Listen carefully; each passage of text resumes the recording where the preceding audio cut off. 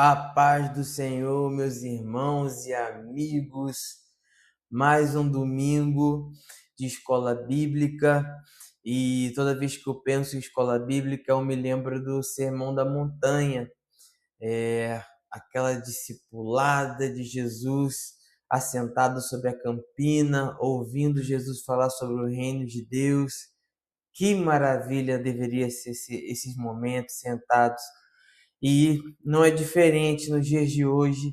Assentamos à mesa com a Trindade Santa para falarmos e ouvirmos daquele que era, que é e que há de vir. Sob a instrução do nosso pastor presidente, hoje nós falaremos sobre o Espírito Santo, exclusivamente sobre os dons. Falar sobre o Espírito Santo é um tema vasto, inclusive na graduação em teologia, o Espírito Santo ele é uma disciplina exclusiva, pneumologia, em que se trata as diversas atuações do Espírito Santo na vida do crente. E os dons é uma dessas formas de atuação em que o Espírito Santo trabalha na vida daquele que crê em Jesus. Portanto, eu sou o Rodrigo de Castro, hoje, 1º de fevereiro de 2026. Antes de começarmos a falarmos sobre algo novo, vamos fazer um overview, uma visão geral sobre o que temos falado no nosso aquecimento nos últimos 2 dias. Na sexta e no sábado, tenho trazido palavras curtas para prepararmos nosso coração, ararmos a terra para a boa semente da palavra que será plantada em nós no domingo. E o primeiro ponto que eu trago é sobre o termo Pentecoste. Pentecoste é um termo exclusivo do Novo Testamento e refere-se a uma festa judaica, a festa das semanas, Shavuot. Está descrita no livro de Levíticos, no capítulo 23, do versículo 15 ao 22. Lá tem toda a descrição de como que funciona a festa, tudo o que deveria ser feito. Inclusive, esse capítulo não trata apenas da festa de Shavuot, mas é o capítulo em que Deus dá a Moisés as festas, as convocações santas em que o povo judeu deveria realizar na antiga aliança. Então, vale muito a pena fazer a leitura desse texto. Pentecostes, portanto, refere-se a Shavuot, a festa das semanas, que tem a ver com o contexto agrícola, né? A festa das primícias. Segundo ponto, no Antigo Testamento, o Espírito Santo era derramado a indivíduos de forma individual para o cumprimento de determinada missão. Por exemplo, Moisés, que foi investido do Espírito Santo para guiar, instruir e governar o povo de Israel.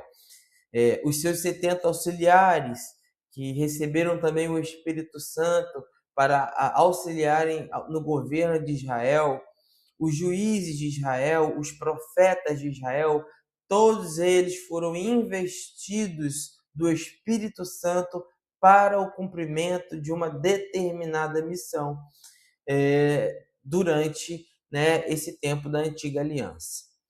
Terceiro ponto, Deus prometeu derramar seu Espírito sobre toda a carne, sem distinção de etnia, ou seja, raça, tribo, nação e até mesmo profissão. Isso está descrito como profecia no livro de Joel, no capítulo 2, no versículo 28 e 29, que registra a profecia da introdução de toda a humanidade no reino de Deus por meio do Espírito Santo. E eu faço questão de ler esses 2 versículos para fixação mesmo desse texto na nossa memória. Joel capítulo 2, versículo 28 e 29 diz o seguinte: E acontecerá, depois disso, que derramarei o meu Espírito sobre toda a humanidade. Os filhos e os filhos de vocês profetizarão, os seus velhos sonharão e os seus jovens terão visões. Até mesmo sobre os servos e sobre as servas derramarei o meu espírito naqueles dias. Oh, maravilha! Senhor, destruindo muralhas de divisão e incluindo no seu reino todos, todos, todos os seres humanos ao reino de Deus por meio do Espírito Santo. Vem então Jesus, Deus encarnado, vem à Terra, ensina sobre o reino de Deus e imediatamente antes de cumprir a sua principal missão, ele se reúne com seus discípulos. Uma reunião, né, uma conversa muito importante e franca, na noite em que celebraram a Páscoa, imediatamente antes da crucificação. Isso aí está descrito no livro de João, no Evangelho de João, capítulo 13, versículo 33, que também faço questão de ler com os irmãos para a fixação desse texto, para a nossa memória. Diz assim, João 13, 33, filhinhos. Olha como Deus nos chama, né? Que delícia. Ainda por um pouco estou com vocês. Vocês vão me procurar, mas o que eu disse aos judeus também agora digo a vocês. Para onde eu vou, vocês não podem ir. Imagina o coração desses discípulos ouvindo Jesus, que passou com eles 3 anos ensinando sobre o reino de Deus, fazendo tantas coisas. Há um texto que diz que Jesus andou por essa terra fazendo bem, expulsando os demônios e libertando os oprimidos do diabo. E aí vem esse mesmo Jesus e fala que ele vai embora. E para onde ele vai, os discípulos não podem ir. Mas ele não para aí, não. No mesmo livro, né, Jesus continua, é uma conversa longa, né, no capítulo 16 do mesmo livro do Evangelho de João, do versículo 4 ao 7, Jesus ele continua dizendo: eu não lhes falei isso desde o princípio, porque eu estava com vocês. Mas agora vou junto para aquele que me enviou, e nenhum de vocês me perguntaram para onde o Senhor vai. Lembra que ele disse que no 13, no capítulo 13, que ele vai para o lugar onde os discípulos não poderiam ir. E até agora, no meio dessa conversa, 3 capítulos depois, ninguém perguntou a ele para onde ele iria. Pelo contrário, porque eu lhes disse essas coisas, a tristeza encheu o coração de vocês. Versículo 7. Mas eu lhes digo a verdade. É melhor para vocês que eu vá, porque se eu não for, o Consolador não virá para vocês. Mas se eu for, eu o enviarei a vocês. Jesus, nesse caso, está anunciando a vinda do Espírito Santo. Moisés sonhou. Lá atrás eu falei isso no nosso aquecimento de sábado, né? Que Moisés ele pediu para morrer, porque ele não aguentava o povo de Israel, que reclamava, né, do bem que o Senhor estava fazendo, que era enviar o maná, e o Senhor derrama o Espírito Santo sobre 70 indivíduos, e Josué, vendo 2 pessoas profetizarem no arraial, pede que Moisés proíbe essas pessoas de profetizarem. E Moisés fala, não, que eu queria que todo mundo pudesse profetizar, que o Espírito Santo fosse derramado sobre todos. Então Moisés sonhou, Moisés pensou, ele queria que isso acontecesse. Joel, por sua vez, profetizou. Em nome de Deus, ele disse, eu derramarei o meu Espírito. E vem Jesus e faz o quê? Anuncia, eu vou voltar para aquele que me enviou. mas eu vou enviar o Consolador. Eu vou enviar o Espírito Santo. Coisa linda. Moisés sonhou, Joel profetizou, Jesus anunciou. E aí, só para a gente quebrar o gelo um pouquinho, uma imagem, como eu já disse a vocês, gosto muito de arte, achei essa imagem linda, em aquarela. Aqui a gente tem, vocês não vão ver meu cursor, né, a setinha, mas temos aí a imagem de uma pomba, os discípulos aqui recebendo o Espírito Santo, que é uma pessoa, a fonte de onde eu retirei essa imagem também aqui registrada, realmente só para a gente quebrar o gelo um pouquinho e eu tomar uma água. Jesus foi crucificado na Páscoa e passou com os discípulos após a ressurreição 40 dias. E ele deu uma ordem aos discípulos, está em Atos, no capítulo 1, versículo 8. Fiquem aqui em Jerusalém. Essa é uma mensagem aos judeus que creram nele, que creram em Jesus. Fiquem aqui em Jerusalém, até que do alto vocês sejam revestidos de poder. E sereis minhas testemunhas em Jerusalém, na Judéia, Samaria e até os confins da terra. Né? A promessa da evangelização ao mundo todo. E os judeus, obedecendo a ordem de Jesus, né, vão fazer as contas. Jesus morreu na Páscoa, ressuscitou, passou 40 dias junto com os discípulos. 10 dias depois da ascensão de Jesus aos céus, nós estamos aonde? Shavuot, festa de Pentecostes, festa das semanas, que é quando Lucas descreve no capítulo 2 do livro de Atos. Ao cumprir-se o dia de Pentecoste, estavam todos quem? Os judeus que criam em Yeshua, reunidos no mesmo lugar.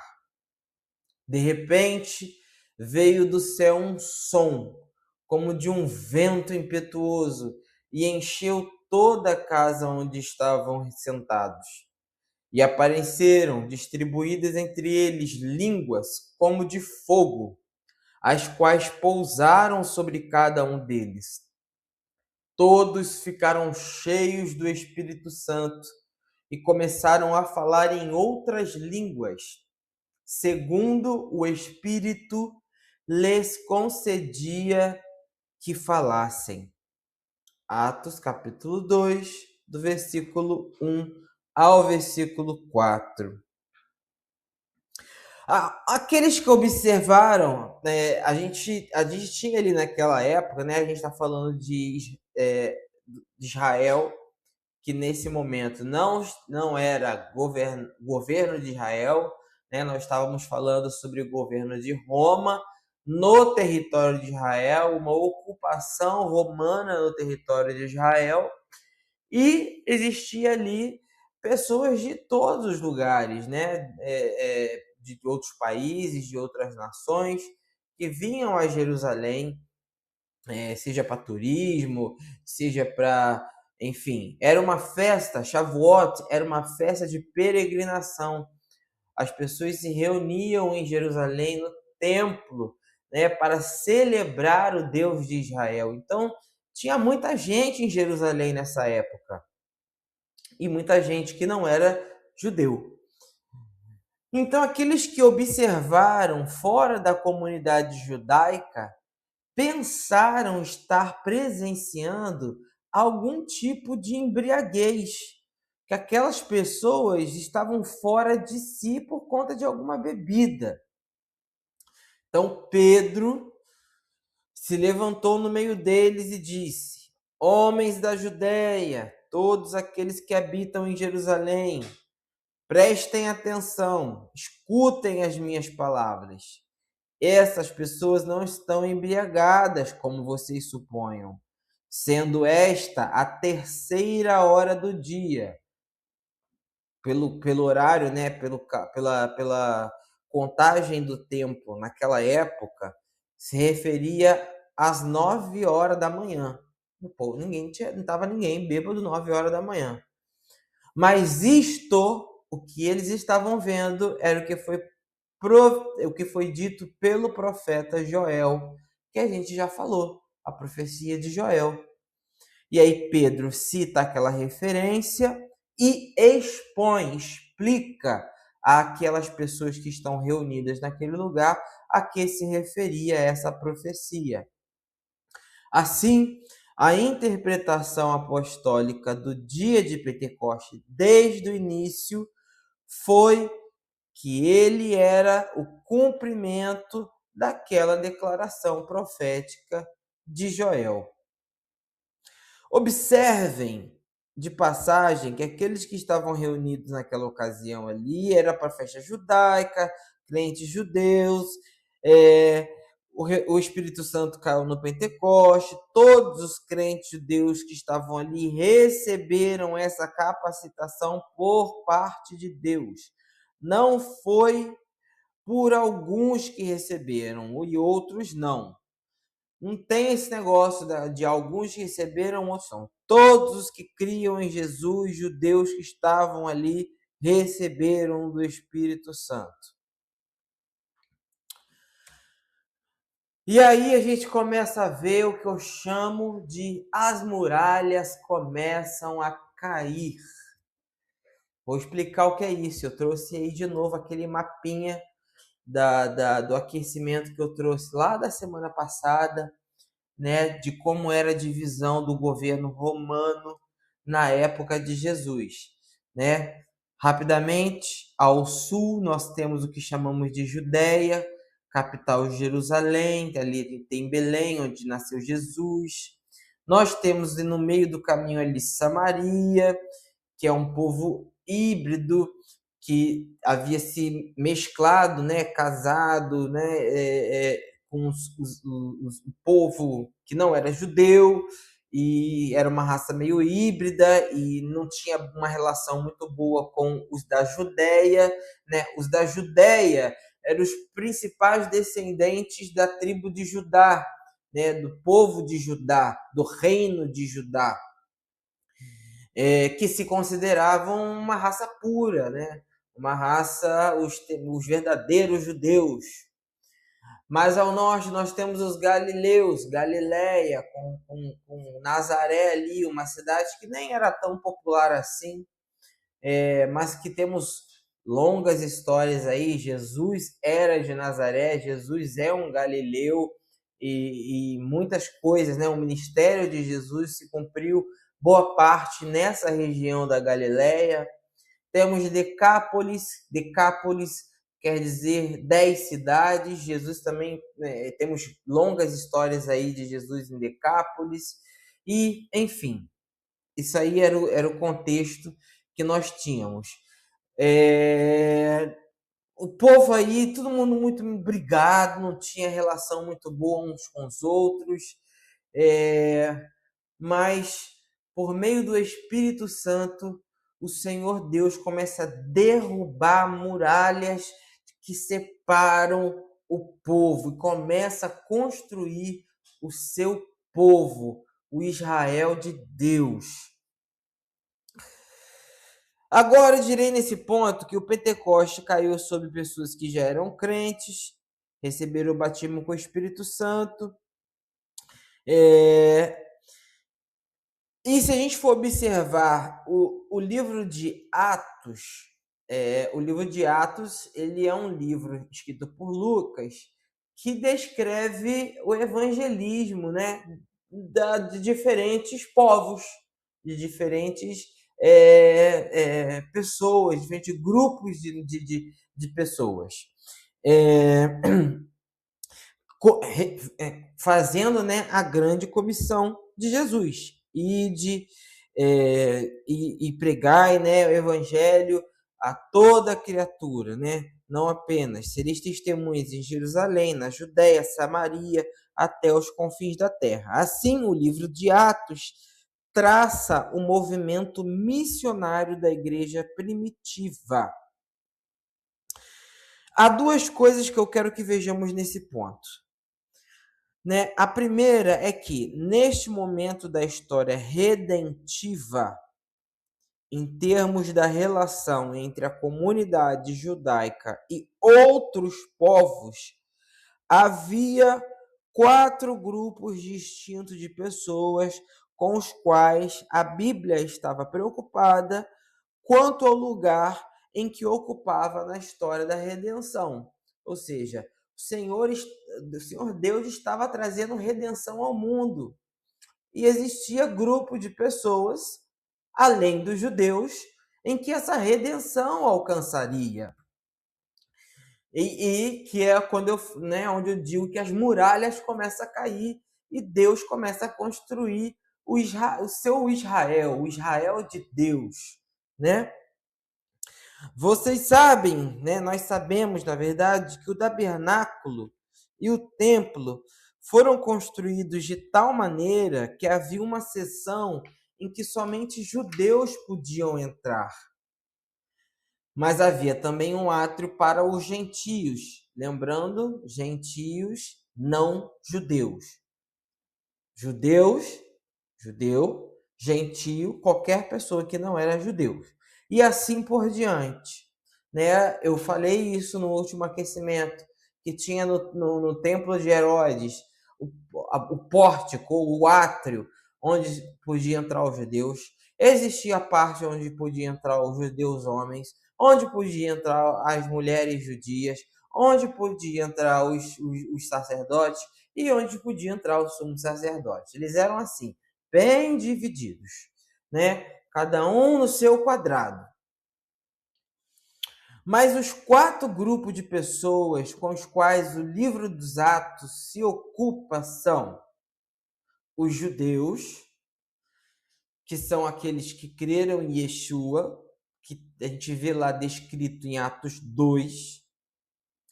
Nós temos os tementes a Deus, vou explicar cada um desses grupos. Nós temos os samaritanos e nós temos os gentios. Também vou explicar. Nós conhecemos, nós estamos familiarizados com 3 desses grupos, né? Sabemos do antagonismo histórico, né? Da dificuldade de relacionamento que existia entre os judeus e os samaritanos. Também conhecemos a distinção que existia entre os judeus e aqueles que não eram judeus, ou seja, os gentios. E os samaritanos, aquela raça mista, né, que se envolveram com gentios, né? Eles eram parte judeus, parte gentios. E havia um 4º grupo que era muito importante. E esse grupo era chamado de tementes a Deus. Eu gosto muito do termo no inglês, né? God-fearers, que quer dizer isso, tementes a Deus. Que eram, em sua maioria, gregos que haviam se convertido ao judaísmo. Eles criam no Deus de Israel, abraçavam o judaísmo, mas eles não eram plenamente incluídos na comunidade judaica por um aspecto. Eles não haviam se submetido à circuncisão. Lembrem-se que na antiga aliança, o judeu era circuncidado. Isso era um sinal da aliança que Deus tinha com o povo de Israel. Todo homem judeu, no 8º dia, ele era circuncidado. A pele que recobria a glande, que é uma parte do órgão genital masculino, era removida. E isso tinha um significado espiritual muito importante. E esses gregos que criam, né, que se tornavam judeus, eles não se submetiam à circuncisão. Mas eles eram tementes a Deus. E eles eram um grupo importante. Então, quando a nova aliança surge, a nova aliança em Cristo Jesus, a pergunta é: onde que os tementes a Deus vão se encaixar? Onde que os samaritanos vão se encaixar? Onde que os gentios vão se encaixar? Porque o grupo principal de convertidos, na sua maioria, eram os judeus. Mas à medida que o evangelho se expande ao longo do livro dos Atos, vemos o avanço em direção aos samaritanos, aos tementes de Deus e aos gentios. Preciso de mais água. E o que temos de maneira impressionante no livro de Atos não é uma experiência de Pentecoste, não é uma experiência de Pentecoste, mas 4. Há 4 eventos registrados para nós no livro de Atos, nos quais o derramamento do Espírito Santo vem sobre determinados grupos de pessoas. Vamos observar esses eventos? Então, eu botei aqui para vocês no slide Pentecoste 1, Pentecoste 2, Pentecoste 3 e Pentecoste 4. A gente já falou sobre o Pentecoste 1, que era dos judeus, em Atos 2. Agora vamos para o Pentecoste 2. Logo no capítulo 8 de Atos, temos o registro do que aconteceu entre os samaritanos. Lembra, gente, os samaritanos, que é aquele povo híbrido que não se dava com os judeus? Ai, Jesus, como eu fico maravilhado com essas coisas. No versículo 14, a gente lê o seguinte: Ora, ouvindo os apóstolos que estavam em Jerusalém, que Samaria havia recebido a palavra de Deus, principalmente por meio do alcance do missionário e da pregação de Filipe, enviaram-lhes Pedro e João. Então vai uma comitiva de Jerusalém, Pedro e João, vai lá em Samaria para ver o que está acontecendo. A gente aí já começa a ver a obra do Espírito Santo. Pedro e João, judeu, povo que não se dava com samaritano, mas eles vão lá. Ó o Espírito Santo já trabalhando no coração desses judeus. Assim a gente vê o quê? A igreja de Jerusalém toma conhecimento do que está acontecendo em Samaria, então vai lá investigar o que está acontecendo. E aí continua o texto. E tendo eles descido, eles quem? Pedro e João, oraram por eles para que recebessem o Espírito Santo. Ou seja, esses judeus que não se davam com os samaritanos, vendo que o evangelho de Cristo havia alcançado aqueles samaritanos, eles oram para que o Espírito Santo de Deus venha sobre eles. Porque nenhum deles o Espírito Santo tinha descido, sobre nenhum deles.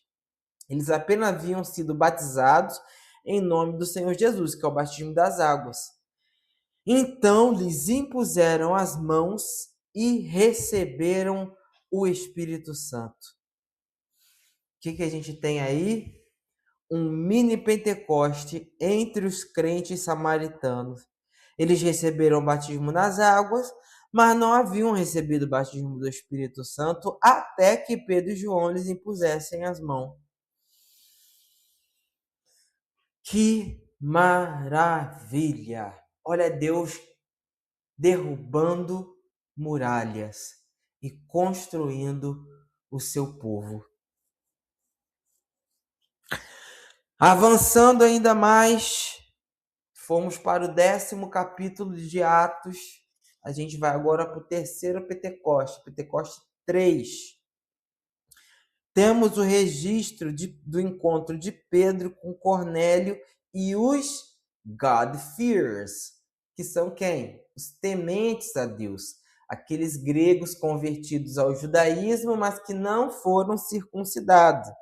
Cornélio, inclusive, era um romano, centurião, temente a Deus. E ali lemos no capítulo 10, a partir do versículo 44 até o 48,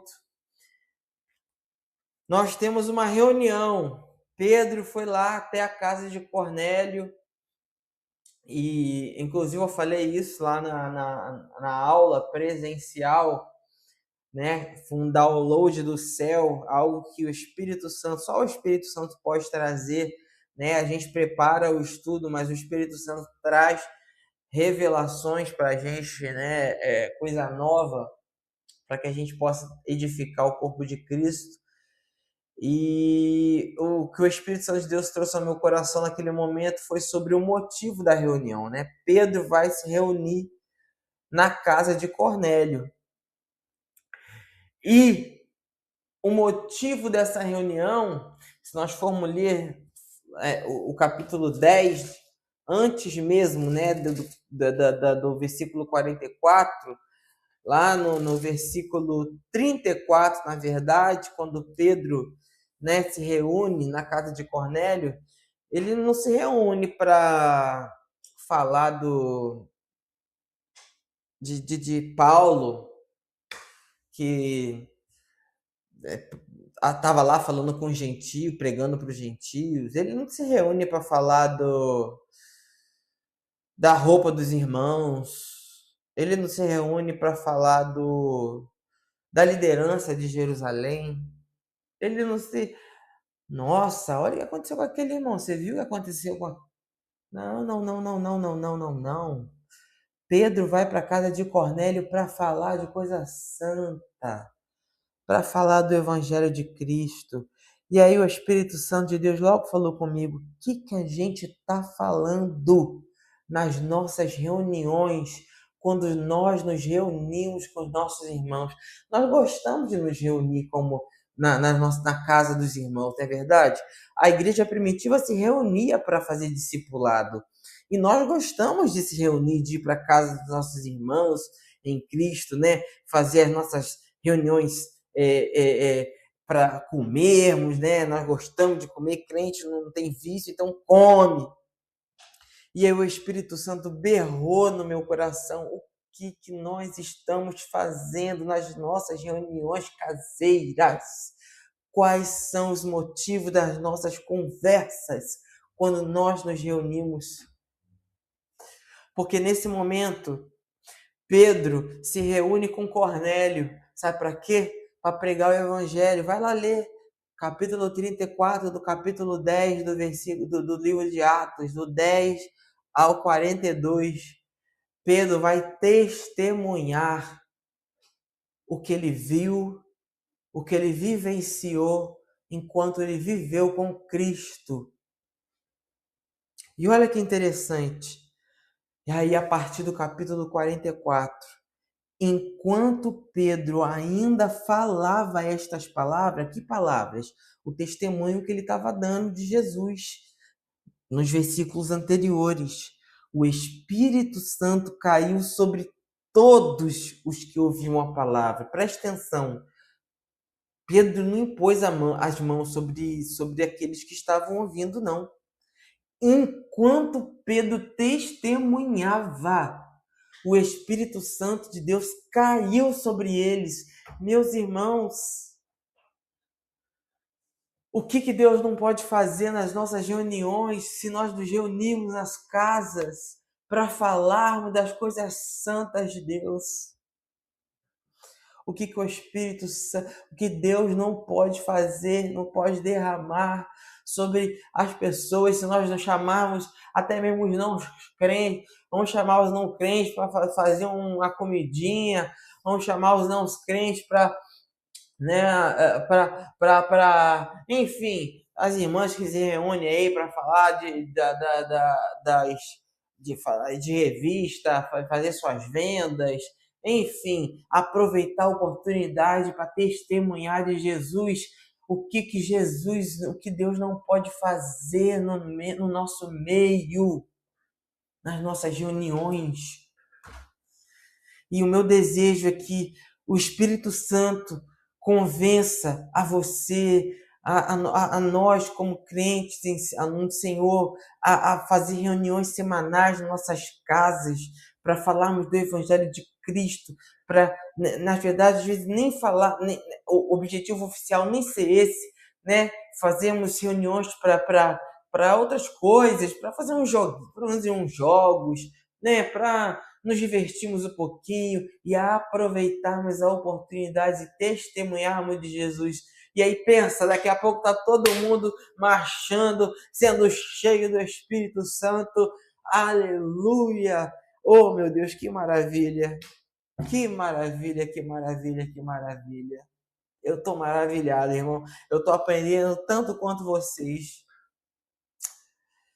Glória seja dada ao nome santo do Eterno.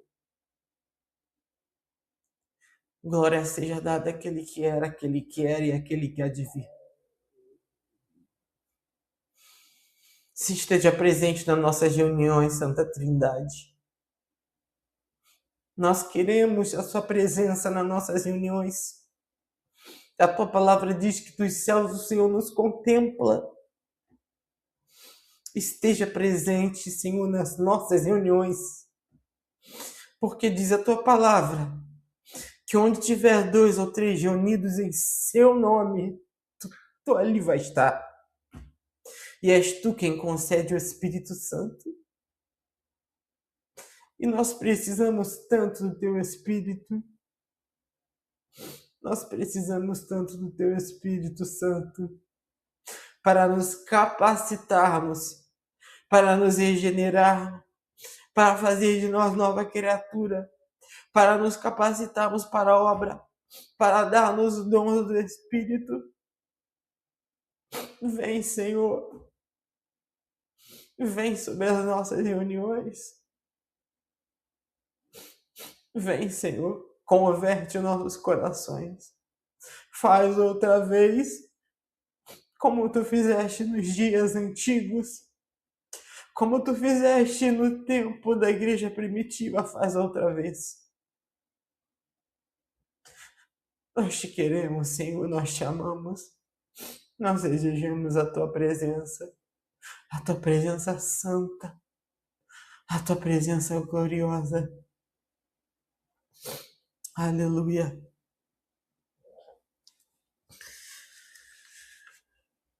Se seguimos mais um adiante, senão não vou conseguir terminar esse negócio hoje. Pentecoste 4, Atos capítulo 19. Paulo vai a Éfeso. Atos capítulo 19. Paulo vai a Éfeso. E aí a gente tem a representação dos gentios. Esses aí não tinha nada a ver, não eram tementes a Deus, não serviam ao Deus de Israel, não era crente, não era crente mesmo, era não crente mesmo. Gentil. Ai, deixa eu até me encontrar aqui onde eu tô. Até me perdi, graças a Deus. É bom a gente às vezes se perder no mover do Espírito Santo. Bem, para entender o que acontece com eles, voltando aqui. Mas e quanto aos gentios que não eram tementes a Deus? Aqueles que estavam afastados do reino de Deus. Aqueles que no Antigo Testamento eram peregrinos, imundos, estrangeiros, forasteiros da aliança. Então, capítulo 19 do livro de Atos, vamos começar do versículo 1. E aconteceu que, estando Apolo em Corinto, Paulo, tendo passado pelas regiões superiores, chegou a Éfeso e encontrando ali alguns discípulos, disse-lhes: Recebeste vós o Espírito Santo quando creste? E ele lhes disse: Nem ainda ouvimos que haja Espírito Santo. E eles lhe perguntou: E então que batismo que vocês foram batizados? E eles disseram: No batismo de João. Referindo-se a João Batista, o batismo das águas. Então Paulo disse: João, na verdade, batizou com o batismo de arrependimento, dizendo ao povo que cresce naquele que após ele havia de vir, isto é, em Cristo Jesus. Ouvindo isso, foram batizados em nome do Senhor Jesus. E, impondo-lhes Paulo as mãos, veio sobre eles o Espírito Santo e falavam em línguas e profetizavam. E eram ao todo uns 12 homens. Eita glória! Pentecoste 4, gentios, gente que não era crente, que não tinha nada a ver, mas que receberam o evangelho de Cristo. Lembra? Os judeus seriam testemunhas na Judéia, Samaria e até os confins da terra. E chegaram em Éfeso, que não tinha nada a ver, que não eram crentes, que se tornaram crentes, né, por meio da pregação do evangelho. Novamente vemos um novo Pentecoste, o Pentecoste 4, a queda da muralha. Vemos aí o Senhor Deus dando o Espírito aos judeus, dando o Espírito aos samaritanos, dando o Espírito àqueles que temiam a Deus, mas não eram circuncidados, dando o Espírito Santo aos gentios, todos crentes em Yeshua. Vemos o Senhor derrubando muralhas. Agora o povo escolhido não era mais os judeus, que se sentiam o povo, que eram o povo eleito. Jesus uma vez precisou dizer para eles: queridos, se Deus, eles falavam, eles diziam, né? Nós somos filhos de Abraão. E acho que Jesus disse para eles: meus queridos, se Deus quiser, Ele pode suscitar filhos de Abraão de pedras. E vemos aí o Espírito de Deus derrubando muralhas e construindo o seu povo, o Israel de Deus, constituindo de crentes de toda raça, tribo, língua e nação, conforme profetizado em Joel. Derramarei o meu Espírito sobre toda a humanidade, sobre toda etnia, raça, tribo, língua, inclusive profissão, servos e servas. Bom, se formos observarmos pelo livro de Atos dos Apóstolos, a evidência principal do recebimento do Espírito Santo era o falar em outras línguas. Embora, no livro dos Atos, outros dons do Espírito também foram descritos, né? Vemos cura, vemos outros milagres acontecendo. Olha que imagem linda, gente, também que eu escolhi, da pomba. A pomba é um símbolo do Espírito Santo. Uma imagem muito linda. Eu escolhi para essa apresentação imagens em aquarela, pinturas em aquarela. Eu achei essa pintura muito linda da representação do Espírito Santo na forma de pomba. Bom, falamos então do Pentecoste, né? Nos 4 Pentecostes, da formação do Israel de Deus. O Evangelho continua a pregar. Antes de eu continuar, vamos de mais água. Outro detalhe que eu quero comentar, aproveitando, irmãos, é que eu estou no trabalho, né? E eu aproveito todas as oportunidades, né? Que eu não tenho ocupação para poder estudar as escrituras, para poder montar as aulas, enfim.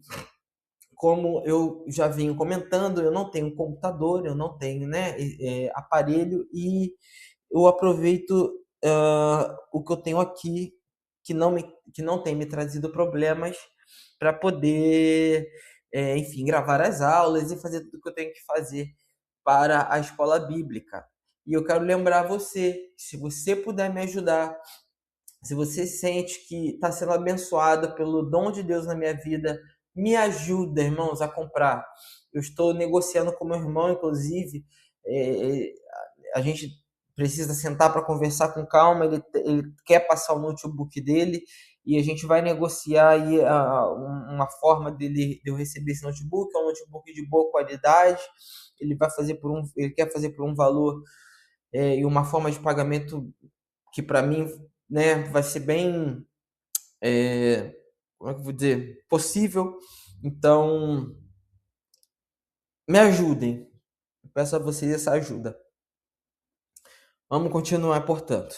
Eu quero encerrar essa ideia de, né, queda das muralhas e a construção desse Israel de Deus, desse novo povo de Deus, com a leitura da Escritura, porque isso não é uma ideia minha, né, não é uma teologia que eu cheguei a essa conclusão, mas isso está descrito nas Escrituras da seguinte maneira: mas agora, vírgula, em Cristo Jesus, vós que antes estáveis longe, fostes aproximado pelo sangue de Cristo, porque ele, isto é, Jesus, é a nossa paz, o qual de ambos fez um, e derrubou a parede de separação que estava no meio, abolindo na sua carne a inimizade, isto é, a lei dos mandamentos contidos em ordenanças, para criar em si mesmo dos dois um novo homem, fazendo a paz, e para reconciliar ambos com Deus em um só corpo, pela cruz, destruindo por ela a inimizade. E vindo, anunciou paz a vós, que estáveis longe, e aos que estavam perto, porque por ele, por Cristo, ambos temos acesso ao Pai em um mesmo Espírito. E o Evangelho então chega a Corinto. Corinto, uma cidade da Grécia, que recebeu o Evangelho de Cristo, mas eles tinham um passado muito complicado. E até que eles conseguissem alcançar, né, esse caráter de Cristo, essa regeneração, Paulo teve muitas dificuldades com eles, a ponto de ter que escrever 2 cartas, só para vocês terem uma ideia do contexto do que era o povo de Corinto, tá? Preste atenção nisso. E eles levaram isso, não apenas eles viviam no passado, né, num contexto muito complicado, mas eles acabaram levando boa parte disso para a Assembleia de Deus, para a Igreja de Cristo. E aí, preste atenção. Eles estavam totalmente presos a filosofias humanas, como dizem os 4 primeiros capítulos do primeiro livro aos Coríntios. Eles tinham um culto de veneração a heróis. Lembra? A gente tinha a mitologia grega. O capítulo 3 fala disso. Eles estavam envolvidos em terrível e grosseira imoralidade sexual. Quero nem mencionar aqui detalhes. Os capítulos 5 e 6 falam dessa parte da imoralidade. Dissensões, eles estavam processando uns aos outros no tribunal. Crente, tá? Tô falando de crente. O capítulo 6 fala disso. Desordem familiar. Eles haviam bagunçado o lar e o casamento e avaliado mal toda essa questão. O capítulo 7 fala disso. Ignorância quanto aos dons espirituais. Capítulo 12, que é o que a gente vai esclarecer melhor sobre isso. Eles estavam confusos quanto às festas pagãs, ou seja, idolatria. Os capítulos 8, 9 e 10 fala disso. Eles haviam incompreendido o lugar das mulheres na igreja. O capítulo 11 fala disso. E eles haviam perdido de vista a única grande coisa e o maior dos dons, o amor. O capítulo 13 fala disso. tinham permitido toda a massa de sistema satânico que se infiltrasse na igreja. Veio com todo tipo de envolvimento pagão de religião, com todo o tipo de êxtase, erotismo, sensualidade, trouxe tudo para o meio da igreja. Pensa que situação complicada para o apóstolo Paulo para poder doutrinar, ensinar essa igreja. Mas nosso foco aqui é os dons espirituais. E é nisso que eu vou focar aqui agora. Mas se você for ler a primeira carta aos Coríntios, você vai ver de tudo. Mas eu não vou me atentar a essas coisas, nós não temos tempo. Eu vou focar na ignorância desse povo com relação aos dons espirituais, tá? E Paulo orienta, esclarece os irmãos de Corinto no capítulo 12, em relação aos dons espirituais. E aí eu trouxe um versículo que eu gosto muito, né, que o Senhor me ensinou esse ano, né, numa das minhas buscas pessoais do Senhor, Salmo 25, versículo 8. Bom e reto é o Senhor, por isso ele aponta o caminho aos pecadores. O que ele quer dizer com isso? Ele ensina aos pecadores.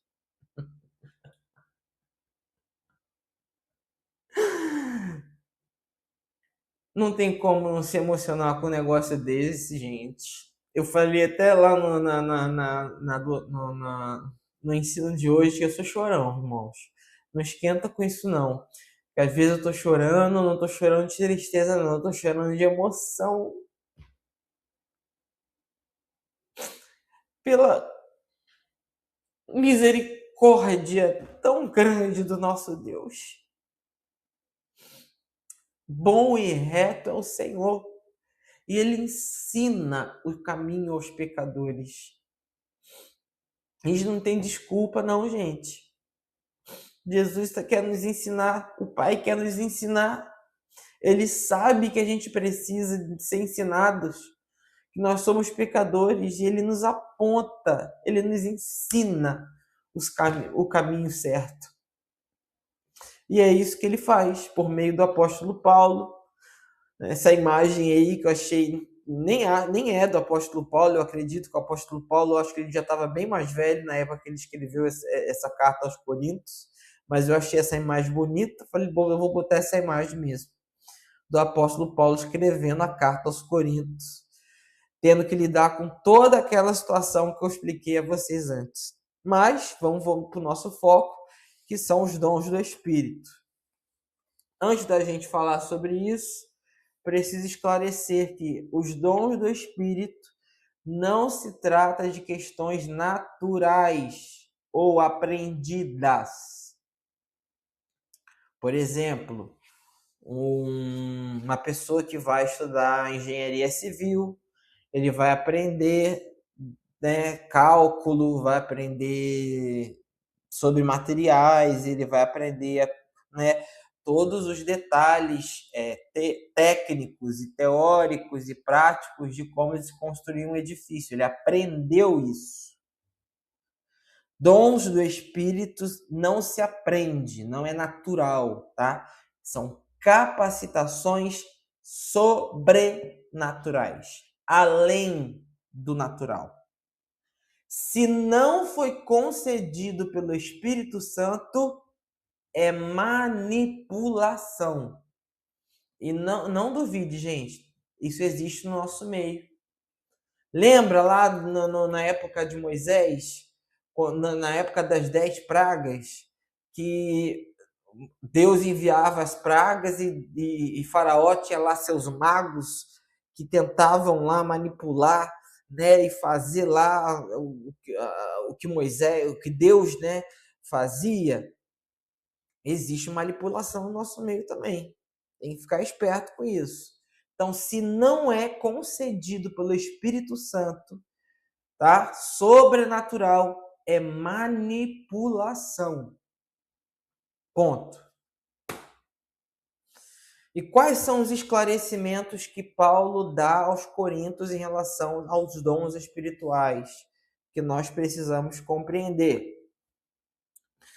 Primeira coisa, vamos lá. 1 Coríntios, no capítulo 12, é o principal texto em que ele esclarece sobre os dons espirituais. E ele começa de uma forma muito importante.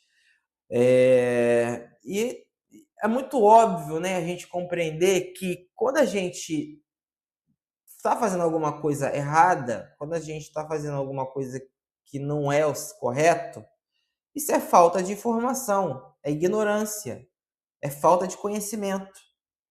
Então, a primeira coisa que o apóstolo Paulo escreve no versículo 1 do capítulo do 1 Coríntios 12 é: irmãos, não quero que vocês estejam desinformados a respeito dos dons espirituais.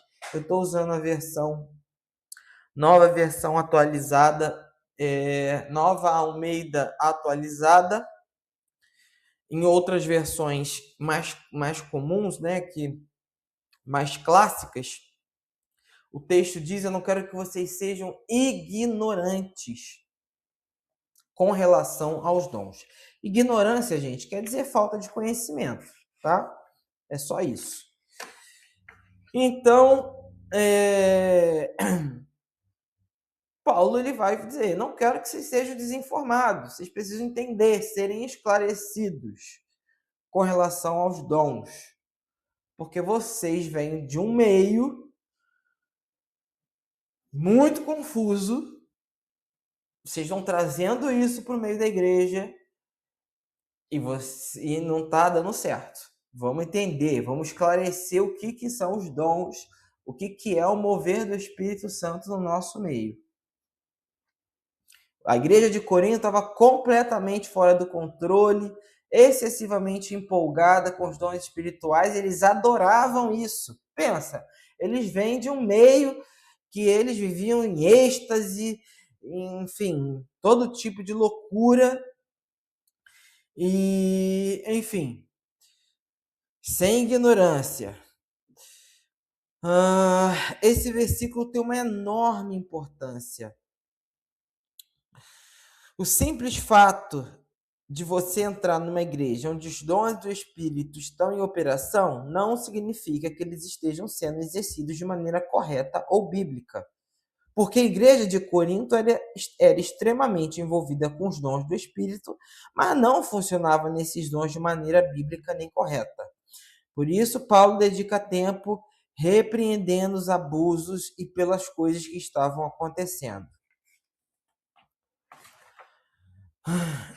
Boa parte... detalhe. A ignorância ela ainda existe no nosso meio, tá? Isso aí não se limitou lá ao povo de Corinto, não. Ainda existe ignorância com relação aos dons espirituais no nosso meio. E boa parte disso é devido a um conceito chamado cessacionismo.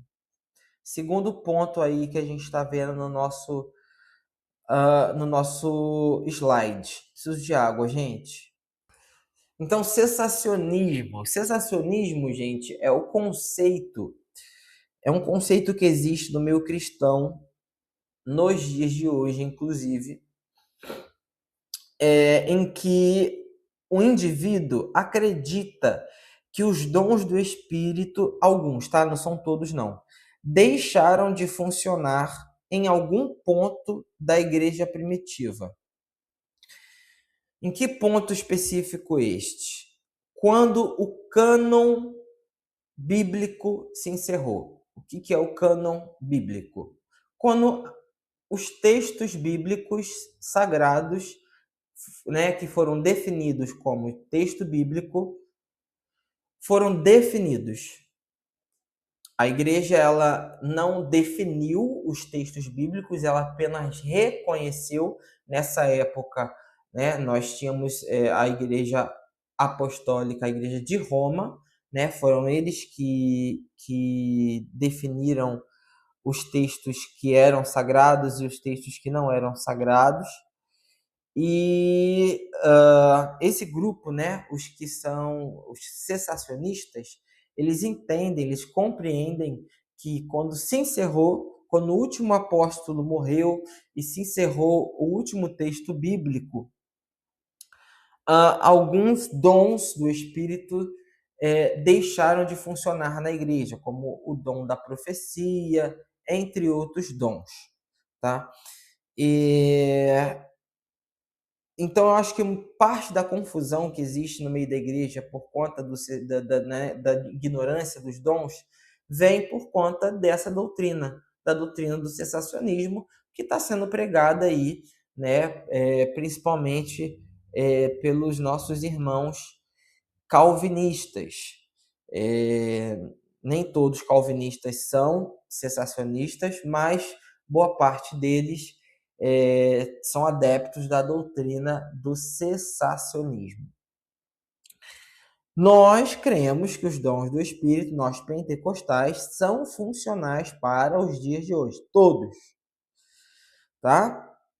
Mas, infelizmente, há alguma parte do corpo de Cristo que simplesmente não é ensinado dessa forma, né? Eu costumo dizer que seriam pessoas que não aproveitam, né, a totalidade do dom de Deus, né? Deus deu uma variedade de dons. E quando a gente decide que alguns não estão funcionando, é como se a gente não aproveitasse tudo que Deus nos dá, né? São irmãos em Cristo, salvos por Jesus, creem no Evangelho de verdade, no Evangelho verdadeiro, mas não aproveitam todos os benefícios do Espírito Santo, tá? E acaba causando uma confusão no meio do corpo de Cristo por conta desta doutrina. Paulo continua, versículo 2, ele diz: vocês sabem que quando eram pagãos, de uma forma ou de outra, eram influenciados e levados a se desviar para ídolos mudos. Eu botei aí no ponto. Vocês não são guiados. Qual que é o esclarecimento? Vocês não são guiados pelos ídolos da antiga vida. Paulo quer que os coríntios sejam humildes, a começar a tratá-lo sobre o assunto dos dons espirituais. Ele diz, em essência: quero que vocês se lembrem de que quando eram pagãos, antes de virem a Cristo, lembrem-se de como eram ingênuos. Lembrem-se de como eram abertos a acreditar que aqueles ídolos tolos, surdos, aqueles ídolos que não poderiam falar nem 1 milhão de anos, de alguma forma estavam falando com vocês. Vocês acreditavam que eles falavam com vocês. Vocês pensavam que aquilo era real. Pensavam que aquilo era válido. E Paulo diz: quero que vocês se lembrem disso. Quero que vocês se lembrem que foram levados ao erro naquela época. E que também é possível serem levados ao erro agora. Portanto, escutem-me. Vocês não são guiados pelos ídolos da antiga vida. Terceiro esclarecimento. Ninguém afirma anátema Jesus pelo Espírito Santo. O que quer dizer anátema? Maldição. Paulo escreveu aos Gálatas: ninguém que vem até vocês, nem mesmo um anjo do céu que venha e ensine a vocês outro evangelho, este seja considerado anátema, ou seja, maldição, não o recebam. Então, nesse terceiro esclarecimento aqui que a gente está vendo, no quarto, na verdade, né, esclarecimento, ninguém afirma anátema a Jesus pelo Espírito Santo, quer dizer que ninguém que for usado pelo Espírito Santo vai falar mal de Jesus. Não tem como amaldiçoar Jesus, dizer que ele é anátema. Isso é um absurdo. O Espírito Santo não vai falar mal de Jesus Cristo. E assim, quando alguém faz uma declaração selvagem ou absurda, você sabe que essa pessoa não está falando pelo Espírito de Deus. Não importa o que ela esteja falando. Quem fala pelo Espírito Santo de Deus, olha o que ele diz. Ninguém pode dizer Senhor Jesus, né? Que Senhor Jesus é Senhor, senão pelo Espírito Santo. Isso é o correto. Esclarecimento de Paulo aos Coríntios. Isso, gente, acontece porque isso é história, tá? Não está escrito na Bíblia. Isso é, enfim, historiadores. Eles dizem que nessa época, quando algumas pessoas em Corinto falavam em línguas estranhas, existiam outros que tinham o dom da interpretação da língua. Isso é um dom do Espírito. E que essas pessoas que interpretavam essas línguas entendiam que quem estava falando em língua estava, ao invés de falar coisas boas a respeito de Jesus, estava amaldiçoando Jesus. Por isso que Paulo está dizendo isso. Ninguém que fala pelo Espírito Santo vai amaldiçoar Jesus. Ponto. Próximo esclarecimento de Paulo aos Coríntios. Existe uma diversidade dos dons, mas o Espírito é o mesmo Espírito. Versículo 4. Ora, os dons são diversos, mas o Espírito mesmo. A diversidade de serviços, versículo 5, mas o Senhor é o mesmo. Há diversidade nas realizações, mas o mesmo Deus em quem opera tudo em todos. Ou seja, não existe Zeus, sei lá o nome dos outros deuses lá que eles tinham. Eu não lembro agora da mitologia grega, nunca estudei mitologia grega. O que importa é que o que Paulo está orientando aos Coríntios, o mesmo Espírito é quem dá a diversidade dos dons. Ponto. Por último, esclarecimento final.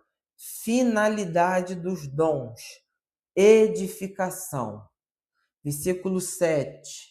A manifestação do Espírito é concedida a cada um visando um fim proveitoso, ou seja, edificação própria e edificação do outro, tá?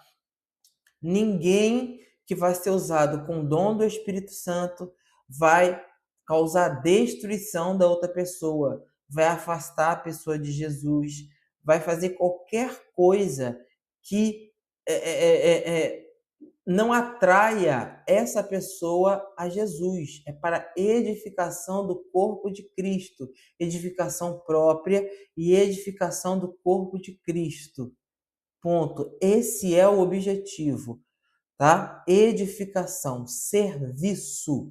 Os dons do Espírito é para o serviço, para que você seja capaz de exercer alguma função no corpo de Cristo, seja edificar a si mesmo, seja edificar ao próximo.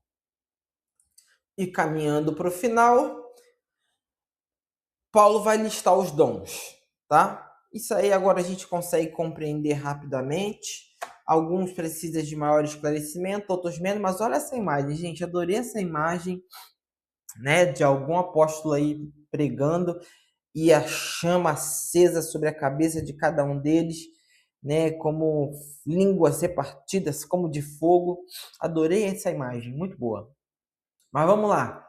Quais são os dons listados pelo apóstolo Paulo 1 Coríntios, do capítulo 12, do versículo 8 ao versículo 10. Versículo 8: porque a um é dada, mediante o Espírito, a palavra da sabedoria, a outro, segundo o mesmo Espírito, a palavra do conhecimento. Vou explicar os dois juntos. Esse aí a gente precisa de um pouquinho de esclarecimento, porque a gente tem uma compreensão um pouco equivocada a respeito disso aí, tá? Vou começar com palavras de conhecimento. Palavras de conhecimento, gente, não é capacidade de estudar, né? O irmão Rodrigo gosta de estudar, tem facilidade de aprender. Outro, né, vai bem na graduação, na faculdade. Isso não é dom de conhecimento.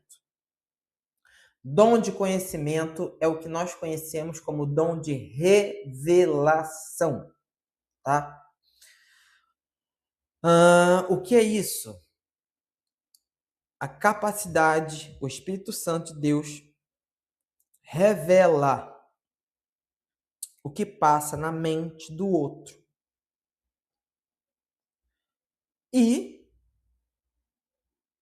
enfim, você vai usar em conjunto com o dom de sabedoria. Não necessariamente a mesma pessoa vai receber os dois dons, o do conhecimento e o da sabedoria. Vai ter um que vai receber o dom do conhecimento. Inclusive, eu recebi uma palavra de conhecimento há poucos dias e que não veio junto com a palavra de sabedoria. O que é a palavra de sabedoria? É o que você vai fazer, a instrução que você vai receber a partir do Espírito Santo do que fazer com aquela informação, com aquela revelação que você recebeu. Eu dei o exemplo hoje na aula, né? Vamos supor, Deus me deu uma revelação, a irmã Isabela, né? Não falou nada para ninguém, não tá aparentando nada, e Deus me revelou que ela tá com uma gastrite, que ela tá com uma dor de estômago. Eu vou lá, falo, minha irmã, Deus está me revelando que a senhora tá com uma dor no estômago. Glória a Deus por isso. E aí Deus pode me dar a palavra de sabedoria, como pode dar a outro irmão a palavra da sabedoria. Por exemplo, a irmã Isabela precisa parar de comer gordura, porque isso aí está te fazendo mal. Temos então a revelação, o dom, a palavra do conhecimento. Temos, portanto, a palavra de sabedoria, a orientação que o Espírito dá, que vai complementar, que vai orientar em relação à revelação. Deus pode dar as duas coisas para a mesma pessoa, como pode dar a pessoas diferentes, tá? Fé. Quando a gente fala do dom de fé, a gente não está falando da fé salvadora, aquela fé que a gente tem que ter em Jesus para ser salvo, né? Todo aquele que crê e for batizado vai ser salvo. A gente não está falando disso, embora Paulo também escreveu que a salvação ele é um dom de Deus, né? Que é dado pela fé. Mas não é o dom do Espírito que a gente está falando aqui. O dom da fé, né? Ele é a capacidade, aquela crença que se tem para realizar prodígios e maravilhas, né? A gente tem, por exemplo, eu dei o exemplo na aula de hoje, né, nós estamos numa fase, né, de dias difíceis, né, financeiros na nossa igreja, não dias difíceis, né, mas nós estamos precisando de recursos financeiros para conforto, né, dos irmãos. E o nosso pastor, né, com tanto, como é que eu vou dizer, afinco não, com tanto boa vontade, né, com tanta generosidade, com tanto bom exercer do trabalho, gente, não vem a palavra. Tem se esforçado, né, para trazer qualidade, conforto, e isso depende de dinheiro, irmãos. E nós temos feito votos ao Senhor, e muitas vezes isso depende de fé. E o Espírito Santo pode conceder fé para fazermos votos ao Senhor financeiros. E eu citei, né? Deus me trouxe à memória aquela viúva que Jesus estava observando, né? O povo lá ofertar no templo. Um monte de gente cheia de dinheiro. E aquela viúva, não me lembro se com uma ou com duas ou com 3 moedinhas, ela chega ao gasofilaço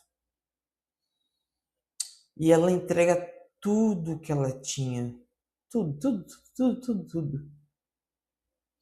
É como se ela estivesse dizendo: Senhor, tudo que eu tenho é teu. Tudo que eu tenho é teu, Senhor. Tudo vem de ti e das tuas próprias mãos te damos. Toma aqui. Eis aqui a minha oferta. Eis aqui o meu coração. Eu não sei qual vai ser a provisão de amanhã. Eu não sei qual vai ser a provisão de depois de amanhã. Mas eu sei o Deus que eu sirvo, que é dono do ouro e da prata.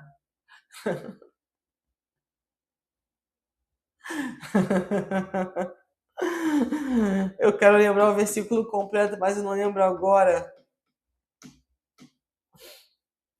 Davi ou o salmista falando: eu nunca vi a descendência passar fome, ter necessidade do pão. Deus não me deu. Vocês sabem que versículo é esse que eu estou falando? Isso é fé, gente. Tem que ter fé para fazer um negócio desse. Tem que ter fé. A outros Deus pode dar fé para poder orar por um enfermo e esse enfermo ser curado, né? Nós temos aí, por exemplo, no meio da denominação Deus é Amor, o irmão Mirandão lá, que eu esqueci o primeiro nome dele. Gente, esse homem era cheio de fé. Tem que ter fé para mandar alguém levantar e andar. Paulo e Silas, na Porta Formosa, o mendigo lá pedindo lá: ó, dá um negocinho aí, eu preciso comer, dá um dinheirinho aí. E o apóstolo Paulo, cheio do Espírito Santo, cheio de fé dada por Deus: olha só, dinheiro eu não tenho não, prata e ouro eu não tenho não, mas olha só, o que eu tenho eu te dou, levanta e anda. Isso é fé, irmãos. Isso é fé. Dom de Deus. Há outros, dom de curar, fácil de entender. Orar, impor as mãos sobre os enfermos e curar. Podemos ter isso em nosso meio. Operações de milagres. Aí a gente expande, não apenas para milagres de cura física, mas também poder sobre a natureza. Josué orou e o sol parou. Nós podemos estender as nossas mãos e orar pelo clima. Nós podemos estender as nossas mãos e orar pela natureza. Deus pode dar dons de operação de milagres.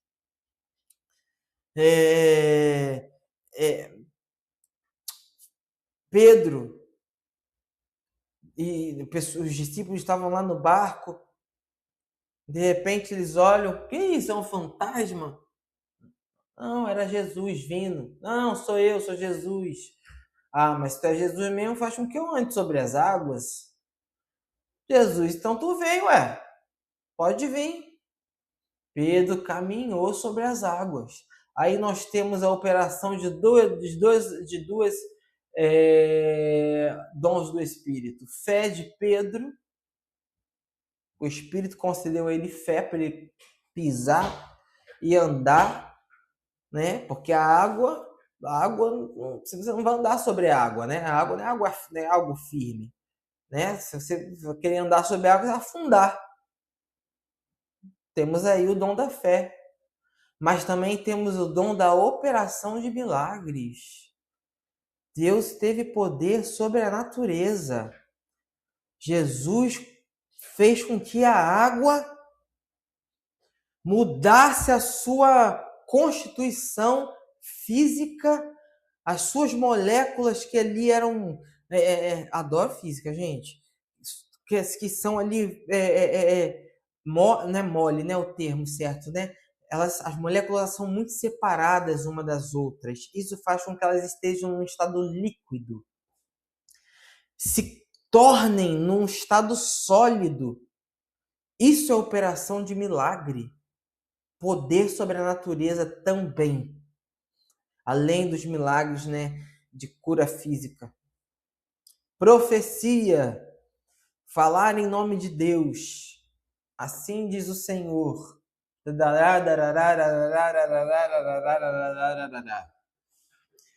Falei que nós tivemos aula teórica e aula prática, porque no nosso culto de hoje nós tivemos profecia. Deus usou a pastora Solange para falar em nome de Deus para a nossa irmã Isabela. Então, toda vez que o Senhor nos toma, né? Essa eu posso falar, eu tenho essa experiência, né? Gosto muito de lembrar disso, porque são poucas as vezes em que o Senhor, né, me concede esse dom, e eu nunca vou esquecer isso. Numa das traduções em que eu tive, estava traduzindo uma americana que morava aqui em Queimados, ela é uma missionária, e ela foi convidada para pregar num culto de mulheres, e ela me chamou para traduzi-la. Ela falava português, né? Mas para pregar, né? Pregar, você tem que fluir, né? E para ela se sentia mais confortável pregar com o tradutor, para ela conseguir fluir melhor no inglês e ter um tradutor fluindo melhor no português. E eu nunca vou esquecer isso. A gente desde o meio do culto, o Espírito Santo já estava me enchendo, né, me inspirando. E aí a gente sobe na tribuna e ela fala uma palavra, ela só fala uma coisa lá, sei lá, só o Senhor é Deus, Deus é Deus. Ela fala alguma coisa, ela fala uma palavra profética, uma coisa assim muito, muito reta, muito direta. Ela fala só uma frase. Nesse momento, Deus me concedeu o dom da profecia. E eu, né, muito resistente, né, muito inseguro, com medo, né, de de falar o que não deve. Eu lembro que o Espírito Santo, ele me tomou, literalmente ele tomou o meu corpo.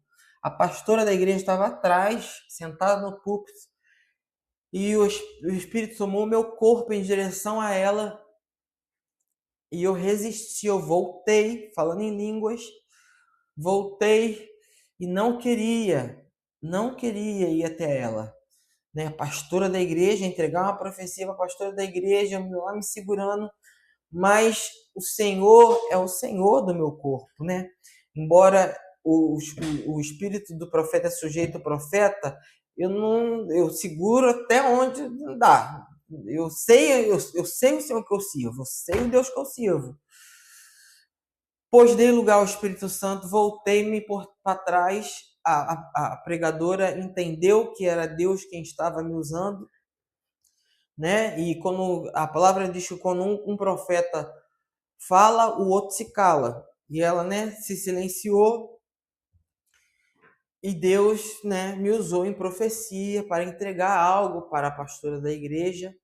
Depois, outras pessoas da igreja me procuraram, falaram: irmão, era uma igreja que eu não conhecia, não frequentava, não entendia, não sabia nada.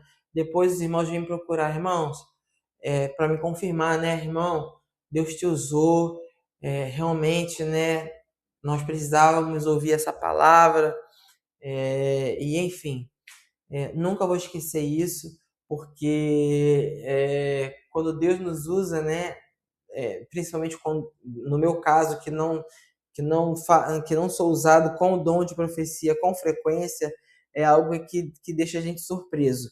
Embora eu tento lembrar sempre que não é porque eu falo em profecia, não é porque eu expulso o demônio, a minha alegria tem que ser meu nome escrito no livro da vida.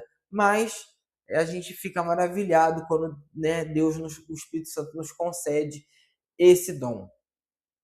Discernimento de espírito. Gente, isso aí é muito importante. Isso é muito importante porque eu falei com vocês o que agora há pouco. Quando não se trata do Espírito Santo concedendo o dom, a gente está se falando de manipulação. E no nosso meio, principalmente no meio pentecostal, o espírito do engano se manifesta. E nós precisamos de homens e mulheres recebendo o dom de discernimento de espíritos para dizer sim para aqueles que são do Espírito e não para aqueles que não são do Espírito. É simples de compreender. É aquela pessoa que recebe o dom de olhar para aquele irmão que está atuando supostamente pelo Espírito, mas que não é pelo Espírito de Deus. Discernimento de espírito. Próximo, variedade de línguas. E aí eu preciso explicar que existe dois termos que hoje na teologia que é aceito. O termo xenolalia com X e o termo glossolalia com glossolalia normal, se escreve. Xenolalia com X, glossolalia, o outro termo. Xenolalia, a capacidade, o dom dado pelo Espírito para falar línguas que existem na Terra. Isso é muito comum, aconteceu em Atos 2. Em Atos 2, a gente vê que os discípulos receberam o dom de língua, xenolalia, e o povo das outras nações que estavam presentes ali naquele lugar entendiam o que aqueles judeus crentes em Jesus que receberam o dom de variedade de línguas estavam dizendo. Eles estavam glorificando a Deus em línguas que existiam na terra, mas que eles próprios, os judeus, não entendiam. Isso é xenolalia, tá? Deus pode conceder esse dom nos dias de hoje também, né? Normalmente, se a gente recebe uma visita de um estrangeiro, né, que não fala português, que não entende a nossa língua, Deus pode conceder a um de nós, a qualquer um de nós, o dom de variedade de línguas, ou especificamente xenolalia, para você falar àquela pessoa. Você não vai entender nada, mas tu vai chegar para ela e ela vai entender tudo. Conheço testemunhos de pessoas que já falaram em outras línguas xenolalia, né? Uma pastora, né, comentou que recebeu a capacidade de falar japonês. Ela chegou para uma irmã, começou a falar em língua estranha, depois descobriu que ela tinha falado japonês porque a irmã era oriental e falou que tudo que a irmã tinha falado era uma palavra de Deus e ela tinha falado japonês perfeito. Ponto. Glossolalia é a língua incompreensível. É a língua que nós falamos a Deus, que só Deus entende. Né? Paulo fala, ainda que eu falasse a língua dos anjos. Né? Quando nós falamos em glossolalia, nós edificamos a nós mesmos. Né? Não é um dom que edifica a igreja, a não ser que tenha interpretação, que é o próximo dom, interpretação de línguas. Se você fala glossolalia e tem algum outro irmão que entende o que você está falando e interpreta, a igreja é edificada. Fora isso, somente quem fala é edificado. Então, o dom de variedade de línguas, glossolalia, é para edificação própria. Xenolalia, edificação do próximo. porque você vai falar uma língua existente na Terra. Conheço também um outro testemunho muito interessante de uma irmã, de uma reunião de oração, em que de repente uma irmã começa a falar uma língua que ela não entende, e nesse meio existia uma irmã árabe, libanesa, e depois, né, desse mover espiritual, a irmã libanesa ela fala que aquela outra irmã que estava falando em língua estranha estava dizendo um versículo bíblico. Muitos confiam em carros, outros em cavalos, mas nós faremos menção do nome do Senhor. Isso é xenolália. A irmã não estava entendendo nada que ela estava falando, mas ela estava falando árabe. E a irmã que estava presente, libanesa, estava compreendendo o que ela estava falando. Deus é demais, né? E interpretação de línguas, fácil de compreender, o dom que Deus dá a alguém, né, para compreender glossolalia, para compreender aquilo que é dito somente a Deus, né, uma das variedades de línguas. Mas um só e o mesmo Espírito realiza essas coisas. Preste atenção que o apóstolo Paulo faz questão de dizer que é o mesmo Espírito, para tirar da cabeça dos irmãos de Corinto que existe vários deuses, é o mesmo Espírito, e ele distribui cada um individualmente conforme ele quer. Ponto. Paulo continua orientando os coríntios nos capítulos seguintes. No capítulo 13, ele discursa sobre o maior dos dons, que é o dom do amor. No capítulo 14, ele esclarece sobre o dom de profecia e de línguas e a ordem no culto durante a manifestação desses dons. Existe uma ordem, né, de como o dom de profecia, o dom de variedade de línguas, ele deve acontecer. Eu acabei de comentar um, inclusive, aqui agora. Quando um está profetizando, o outro se cala. Um profetiza, o outro se cala. Dom de variedade de línguas. Se nós formos lermos nas Escrituras, se tu fala língua e não tem intérprete, tu fala para tu mesmo. A não ser que o Espírito Santo te oriente a falar alto, porque pode ser que no nosso meio alguém vai interpretar. Então, assim, de duas uma, tu pode falar alto, mas vai ter interpretação. Ou então, meu irmão, tu tem que falar para tu mesmo. Isso é ordem de Paulo. Se tu não tem interpretação se tu fala língua e não tem intérprete, tu fala para tu mesmo. Fala assim, ó, baixinho, quietinho, na sua.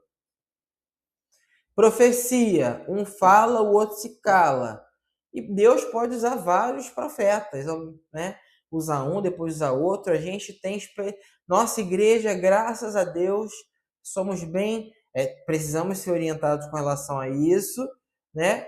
Mas somos bem trabalhados e orientados nesse quesito. Romanos 12, do 3 ao 8, Paulo traz outra lista de dons, que vale a pena a leitura. Conselhos finais. Serão todos apóstolos? Será que são todos profetas?